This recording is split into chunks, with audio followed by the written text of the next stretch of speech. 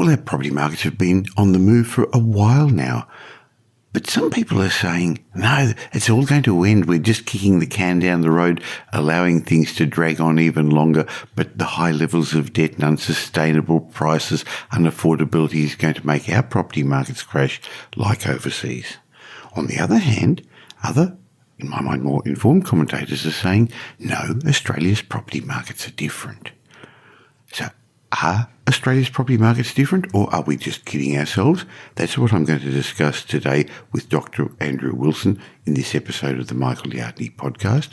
And we're going to bust the myth that Australia's property markets are the same as overseas, because they're not. And then I'm going to bust another 5 property myths so that you don't get fooled by them like a lot of investors do. And I've got a great mindset moment for you as well. So welcome to this episode of the Michael Yardney podcast, at the end of which you're going to become a much more informed property investor. You're going to know what's going on, and hopefully that'll help you along your journey. Welcome to the Michael Yardney podcast, where twice each week you will learn a number of new ideas regarding success, property investment and money in around 30 minutes. Our show is brought to you by Metropole, who specialise in helping you grow, protect and pass on your wealth through strategic property and wealth advice. Now here's your host, Michael Yardney, Australia's most trusted property commentator, who has once again been voted Australia's leading property investment advisor. That's the 5th time he's won a similar award in the last 7 years.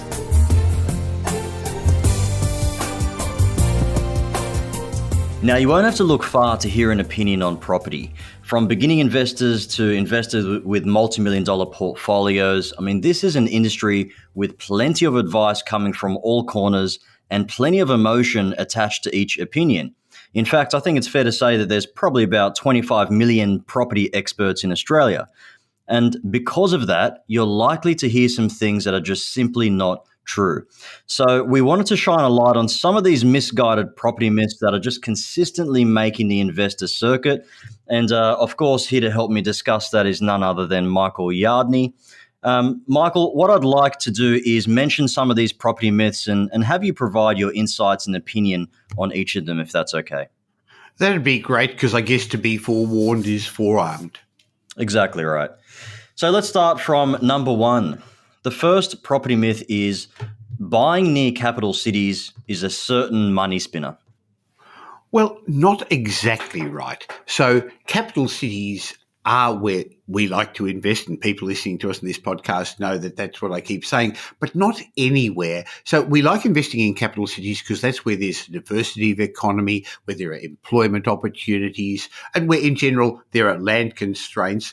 But that doesn't automatically equal a successful property. Sure, investment grade properties tend to be located in the inner ring suburbs and the middle ring suburbs, and location will do 80% of the heavy lifting. But in your own capital city, wherever it is, Melbourne, Sydney, Brisbane, some suburbs are going to outperform others. Some have socio-economic problems. Some have better transport.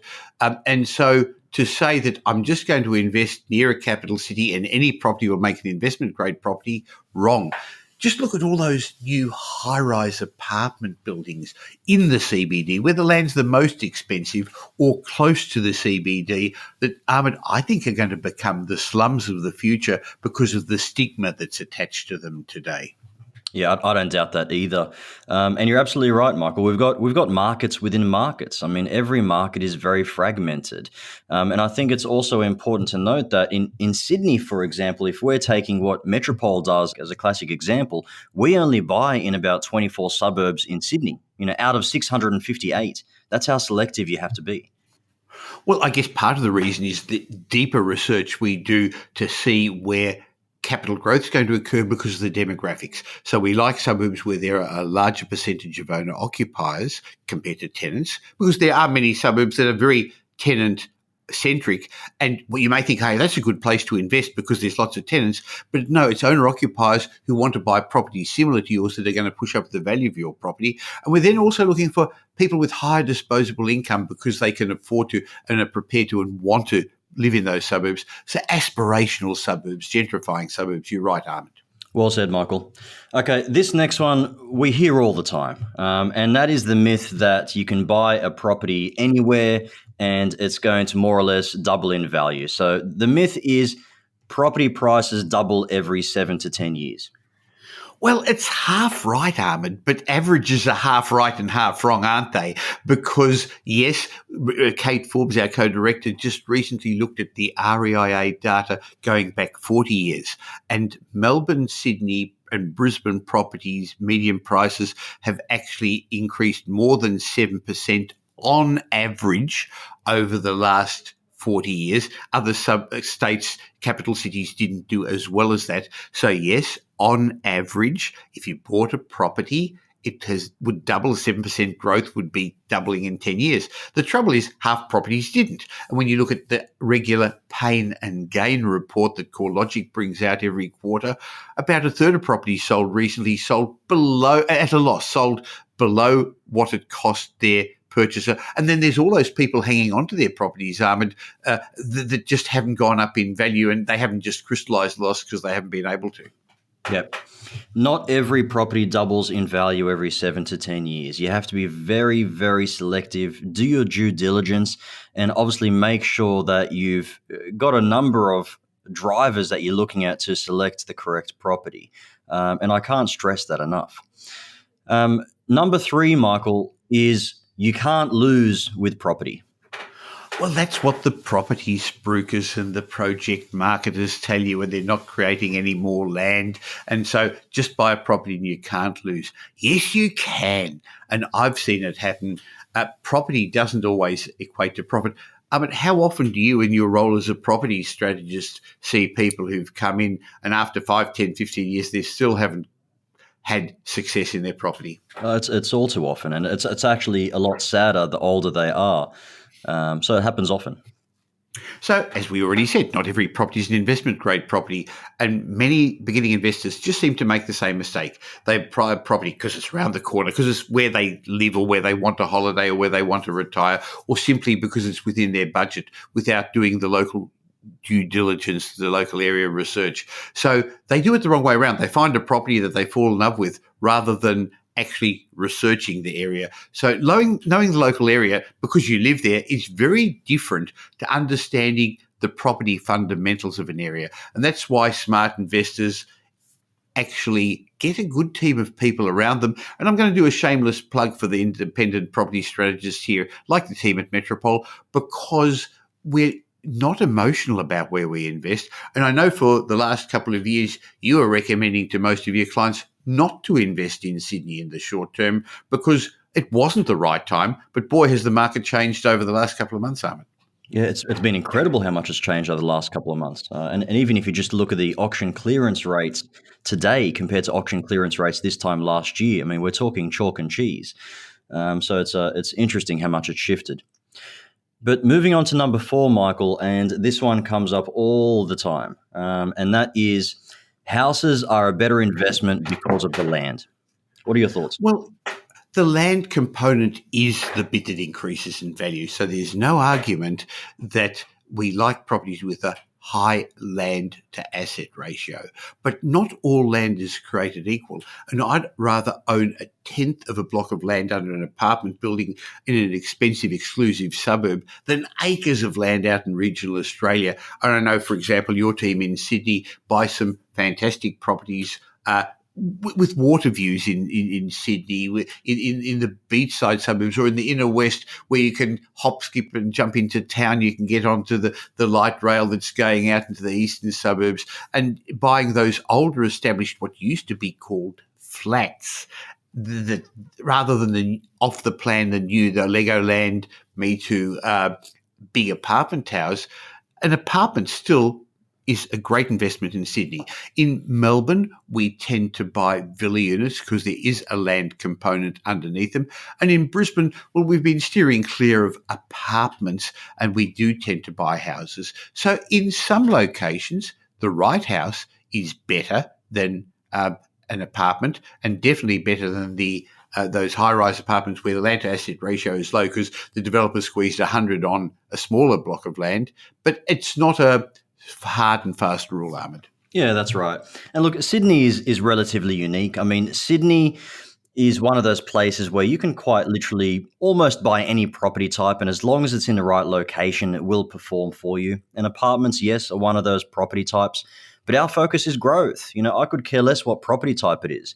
If I'm receiving 7-8% growth in an apartment, compared to, as you say, a house maybe 40 kilometers away with 2% growth, that's a very easy decision for me. And then, yes, I'll have a number of clients that say, well, I actually want the land component. Apartments don't have land. Well, my answer to that is if you have an apartment in, let's say, a block of 6 apartments, you've got 1/6 of the notional underlying land value of that block. That's your land, and that is land that appreciates. And so, yeah, I mean, it's important to recognize that apartments do have land. However, you also need to understand what property types work best in certain locations. Oh, that's very important because it has to be the right sort of property for the location. And one of the problems with the last building boom is they've built the wrong type of property in certain locations. So for the big developers, it's not worth the big developers doing 2, 3, 4 townhouses. They've got to do the bigger developments. So they've been putting those high-rise towers out in the outer suburbs, way out where that's not where people particularly want to live in apartments. They've chosen to live there either because of price or because they wanted a house and land and some amenities around them. And so it's got to be appropriate. And so, as I said, in Brisbane, houses are very appropriate. In Sydney, apartments are just like they would be in Paris or London or New York. You wouldn't expect to buy a home, live in a home or invest in a house. Spot on. Okay, number 5, and this is an important one, Michael, for a lot of people in a lot of different age groups, and that is the myth that it's too late for me to invest.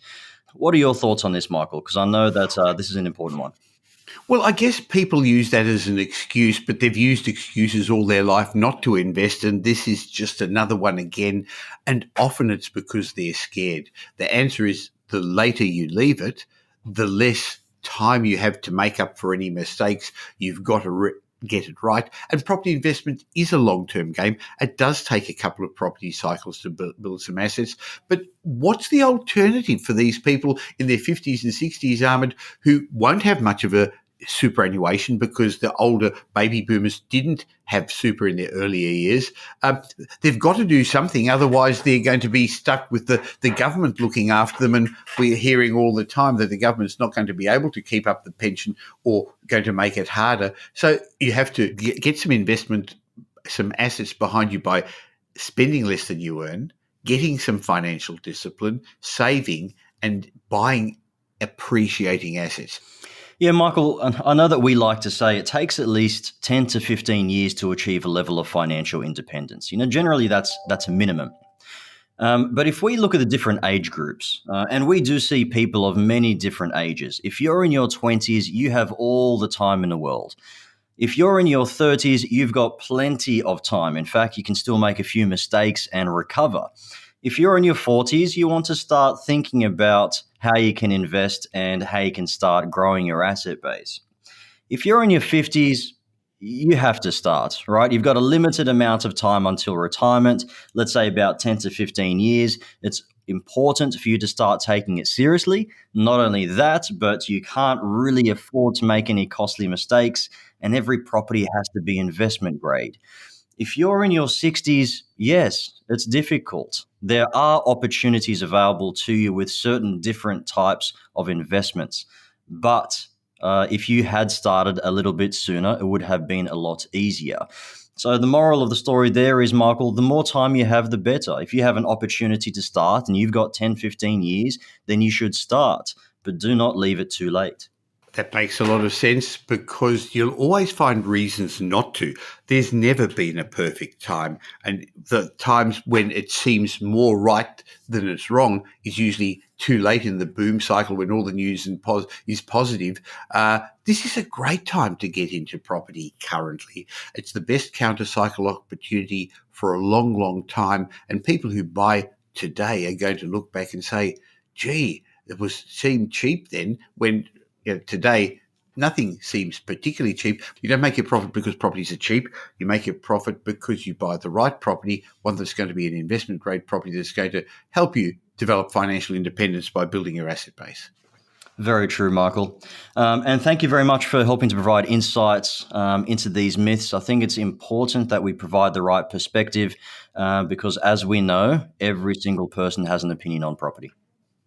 That's right. So be careful who you listen to. Otherwise, you'll get sucked in by some of these myths as well.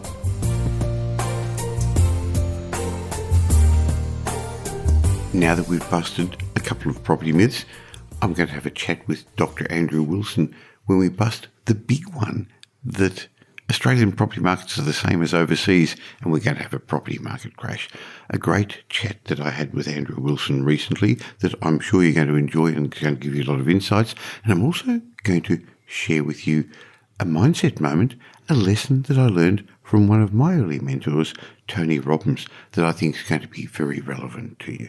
But before we get on to that, you're probably listening to this podcast because you're keen to grow your own property portfolio.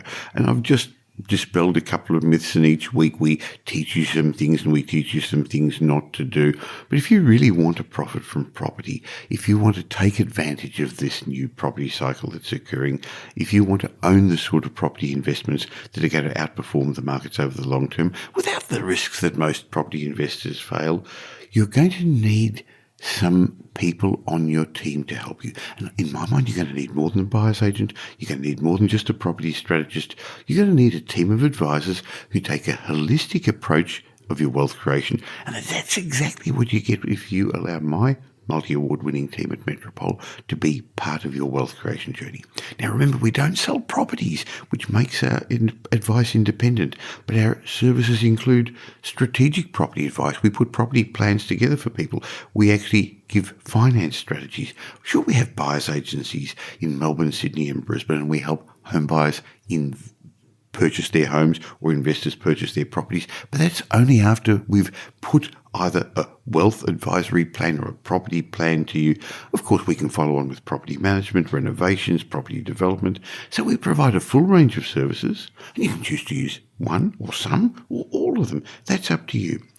How much would it be worth you to have the best team on your side, one that'll customise a solution to meet your specific needs? And that's what we do at Metropole. So I recommend that you go to metropole.com.au, find out a bit more about us, and allow my team and me to be part of your ongoing wealth creation journey so that you can build the type of financial freedom that's going to give you the choices in life that you're looking for. Now, on with my mindset moment and my chat with Dr. Andrew Wilson. Now here's Michael's mindset message. Remember, a change in your thinking will lead to a change in your life. In today's mindset moment, I want to share a message with you that I learned from one of my early mentors, Tony Robbins, who taught me you only get out of life what you tolerate. I've read Tony Robbins' books. I've been to his long seminars. He changed the way I think about a lot of things. And I remember him telling a story about being confronted by a homeless person on the street. This was way back in America. And the man asked Tony if he had a quarter. Remember, this was the United States. And Tony thought for a moment and responded, "Is that really all you want, a quarter?" And the man responded, "Yes, sir, absolutely. That's all I need." Tony shrugged as he dug his hands into his pocket, and he pulled out a quarter and he held it in front of the man's face and he said, "You get what you ask for from life. No more, no less." Then he took the quarter and he gave it to the man. Now, I'm telling you this story to remind you that we all get what we tolerate. Your life is a reflection of what you are willing to tolerate. If you've got dysfunctional relationships, that's because you've tolerated dysfunctional relationships. If you struggle with money, that's because you've tolerated not being financially free. If you've tolerated a difficult boss, it's because you're scared and unsure of your future job security. Your life reflects your personal standards.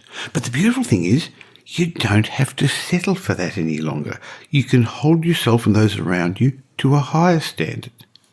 But this must start with you. If you want more love in your life, you've got to give more love. If you want money in your life, you've got to give more value. People and life in general are a mirror pointing back exactly what you put out. So, my question to you is, What are you tolerating in your work life and your personal life that you shouldn't be anymore, that you got to turn around, that you got to change now that you've heard this message?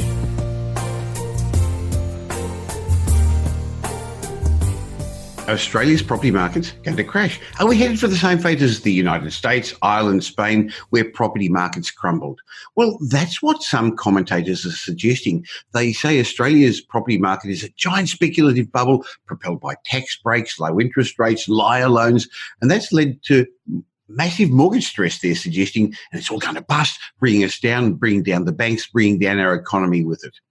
While others, and in my mind, more informed commentators, say we're different and you shouldn't compare the Australian property markets with overseas markets. Is this true? Are we really different, or are we kidding ourselves? To find out the answer, let's ask Australia's leading housing economist, Dr. Andrew Wilson, Chief Economist of My Housing Market. Good morning, Andrew. Morning, Michael. Well, the trouble is we're hearing the same thing for years, calls for a property market crash, that we've been pumping up our markets. Are we different, or are we just kidding ourselves? Well, we're absolutely different, Michael, and we're different at so many levels. I think the one common bond that we do have in terms of influences on our housing market that are common to other advanced economies, of course, is, I guess, the global economy and its movement in interest rates. And even then, we've seen a diversity or from what's been the global experience for interest rates since the GFC and what we've experienced. But when we do look at housing market performance from country to country, from advanced economy to advanced economy, we do see similarities. Those similarities are driven fundamentally by the movement in interest rates. Just to show Australia's difference, post the GFC, we saw interest rates falling quite sharply across the globe.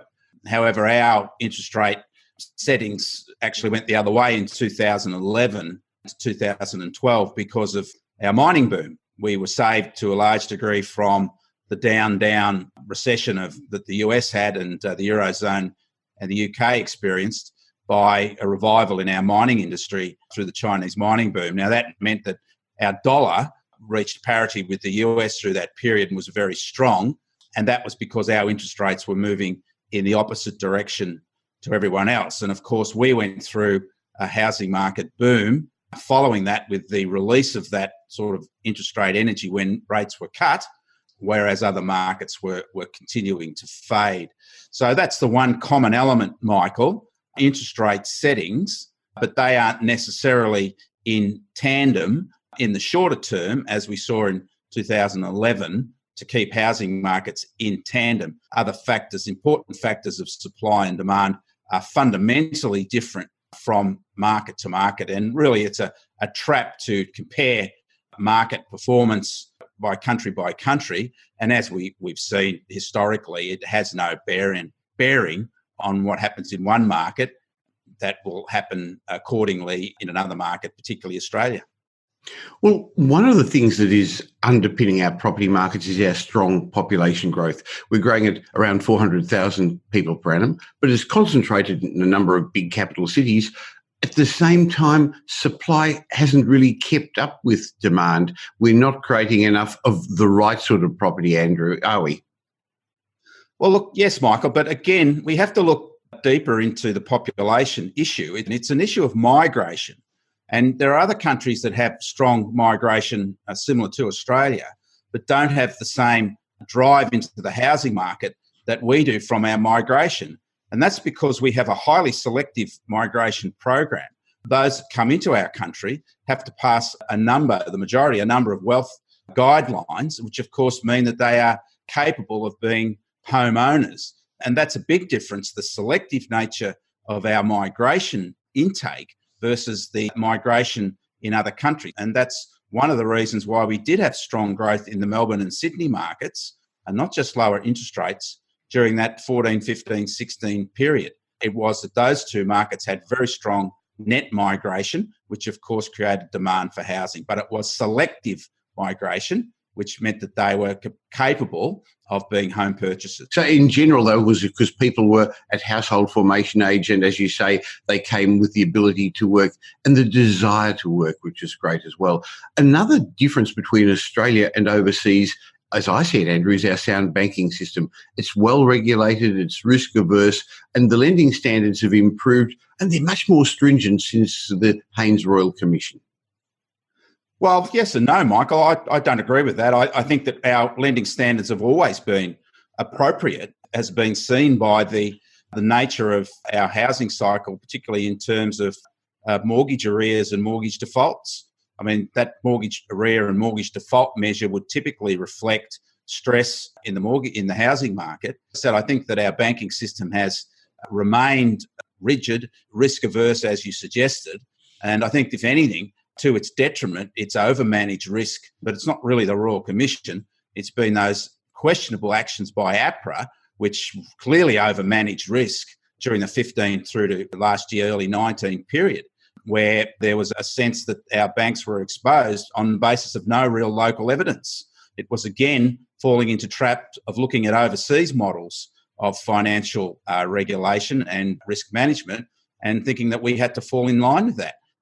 Well, what it's also caused is the number of interest-only loans to decrease. Yes. High loan-to-value ratio loans have been falling lately. So if anything, it has had that sort of effect that is going to stop some of the concerns of people. But I think the big difference between Australia and overseas with regard to loans is overseas there were a lot of non-recourse loans where you could hand in the keys at the end and walk away.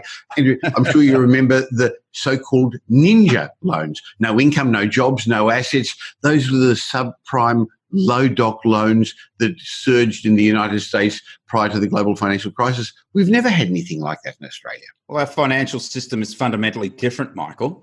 We have 4 major providers of finance, so there's not a lot of competition between them, even though there's been attempts to create a more competitive financial environment with smaller lenders. It really hasn't impacted the market power of the big 4 banks, and I think that's a good thing. It is about keeping risk managed, for us to be casting our eyes, our policymakers and regulators to be casting our eyes on international markets that are fundamentally different to ours in their structure and trying to model our market risk management on those particular other countries' financial models is, I think, just counterintuitive and created a lot of the problems that we have now. As you said, the subprime issues particularly, where there was no recourse to the property that was held as security and people could just walk away from their loans. Whereas in Australia, of course, because of their market power, the banks have the capacity to pursue defaulting mortgagees through to bankruptcy, and clearly they do. And that's, again, an incentive for Australians at some level to maintain and to keep their mortgage going even in tough times. One of the issues people are suggesting is going to create Australia's property market crash is the level of debt. But in my mind, the debt's in general in the right hands. Much of the increase in debt's gone to older, wealthier Australians who are better able to service their loans, and much of it is against good assets that go up, residential real estate. Well, this debt mantra that we've been confronted with has become the new boogeyman, Michael, and these superfluous measures of debt, which look, I guess, reflect some sense of imbalance, really have had no impact on our housing market. I don't believe it's debt that's an issue with our economy, and I think it's low incomes growth that's constraining consumption, not fear about debt. All we have to do is measure the proportion of incomes that are being used to service debt, and we can see it's at levels that are consistent with the long-term low average of repayment proportion of income. And certainly that should be the issue, not the overall measure of debt versus income. It's the proportion of income. And of course, falling interest rates mean, and I say this over and over again, mean that you are able to borrow more with the same income. So your debt rises, but the proportion of the income that you're paying off your debt remains the same. And in fact, that's fallen in Australia, and Australians have become more wary of debt, perhaps through this mantra of the debt mountain, and have been paying off their credit card and their debts. It's good media fodder. It'll go on. And now we're using it to say that Australians aren't consuming because they're worried about their debt, or they're not spending because they're paying off their debt. This is the result of the negativity of trying to scare the hell out of people with the debt bomb fairy tale. There's another factor that's underlying our Australian housing markets, and that's our culture, our aspiration to own homes. Very different to overseas, so that 70% of Australians own homes. And then those that don't tend to be tenants of private investors, not governments. There are two big differences in the way the ownership of Australian real estate is compared to overseas. Absolutely, Michael. And we have very strong aspiration for home ownership in this country. We also have very strong aspiration for home investment as a wealth creator. And these are from small enterprises that typically get involved. Now, this is different to overseas environments. It's also the cultural aspect of home ownership. Australians regard it as having made it. Once they've owned their own home, they strive to do that.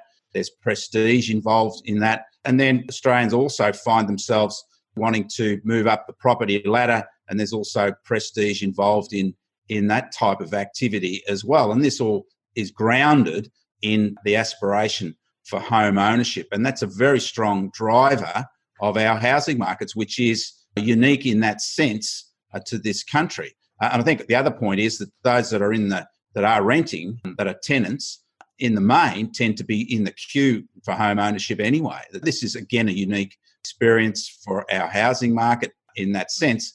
And of course, it's also fertilised by the nature of our immigration intake, particularly our immigration intake from China, East Asia, which tend to have very strong similar cultural connections to property ownership and property investment.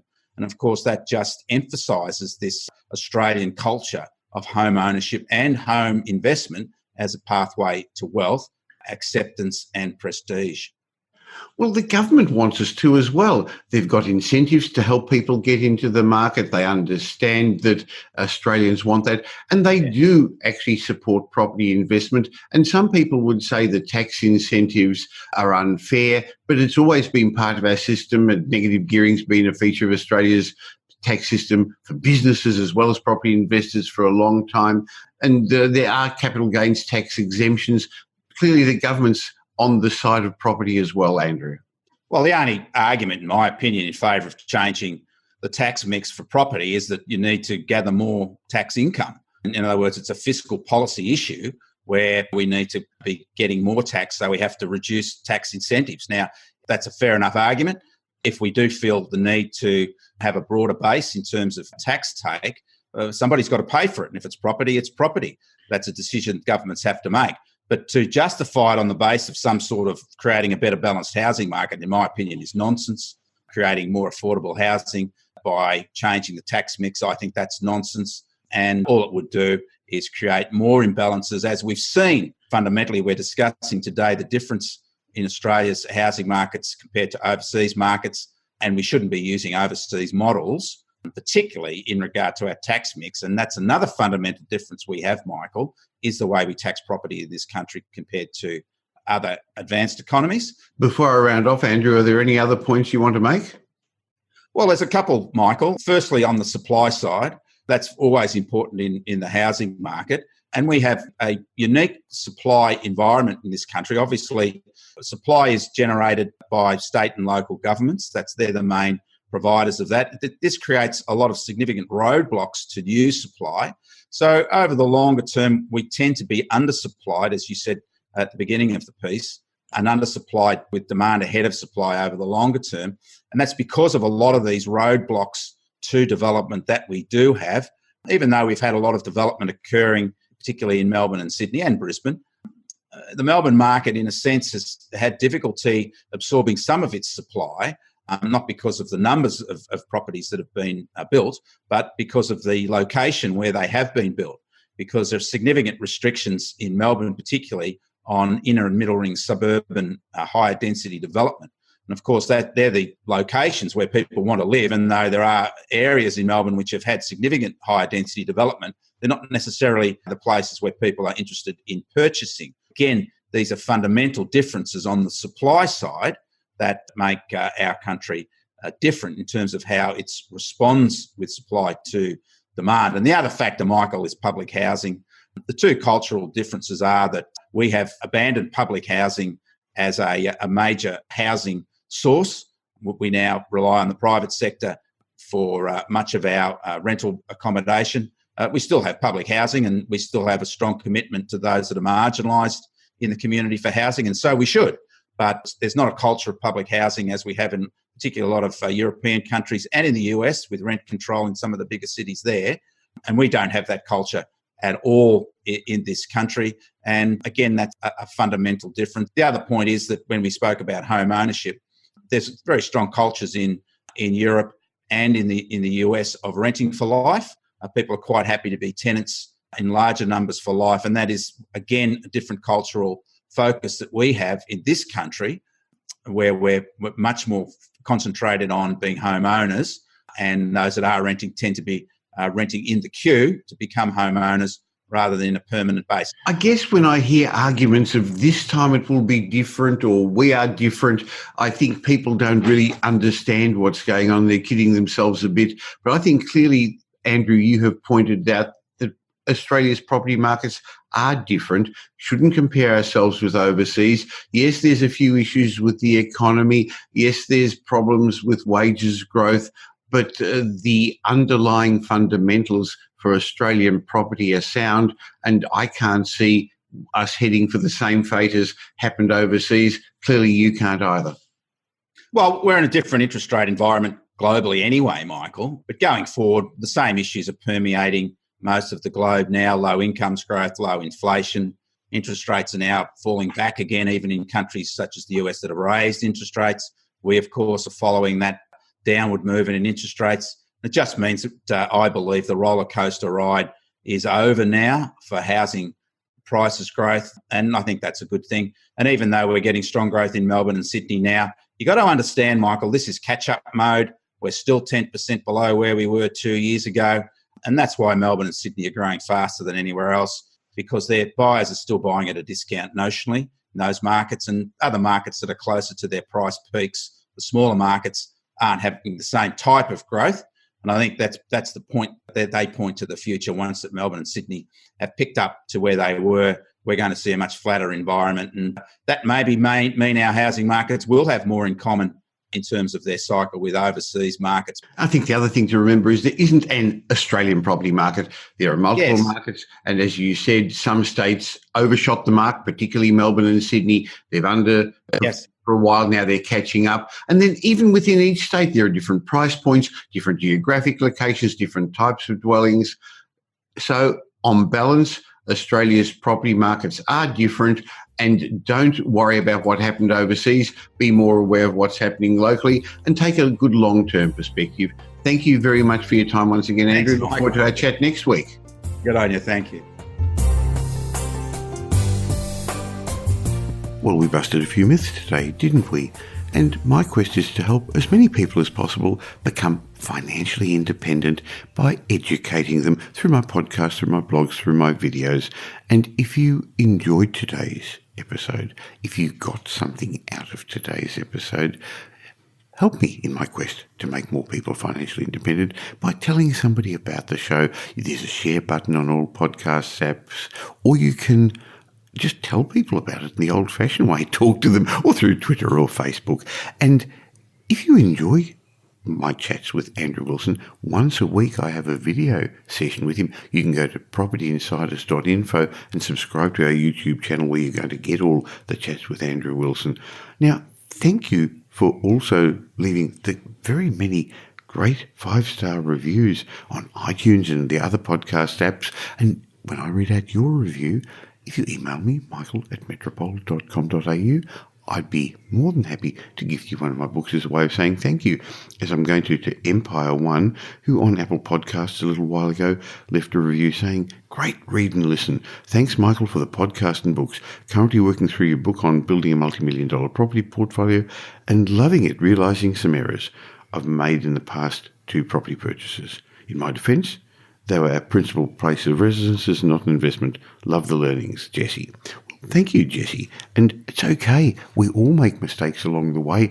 I made more than my share. And even in today's informed environment, where there's all this information on the internet and podcasts and books and blogs, unfortunately, people are still making mistakes. And that's the reason why I'd like you to join me twice a week on the Michael Yardney podcast, when I try and help you avoid some of the mistakes. And in between, you can, of course, subscribe to Property Update at propertyupdate.com.au, and you'll get informed commentary from a whole group of property, tax and finance experts. In the meantime, I'll be back with you twice a week. So have a great week, make it a great week, and I'll catch up with you real soon. Thanks for listening to this episode of the Michael Yardney podcast, which was brought to you by Metropole, who help their clients grow, protect and pass on their wealth through strategic property and wealth advice. If you like what you heard and don't already subscribe, you'll find us on iTunes or on your favourite Android app as the Michael Yardney podcast. Watch out for our next show, which comes to you twice a week, and you'll learn some new ideas about property investment, success and money in around 30 minutes. To get more of Michael's thoughts, go across to www.propertyupdate.com.au and sign up for his daily morning briefing, and you'll hear from not only Michael but a group of leading property success and money experts.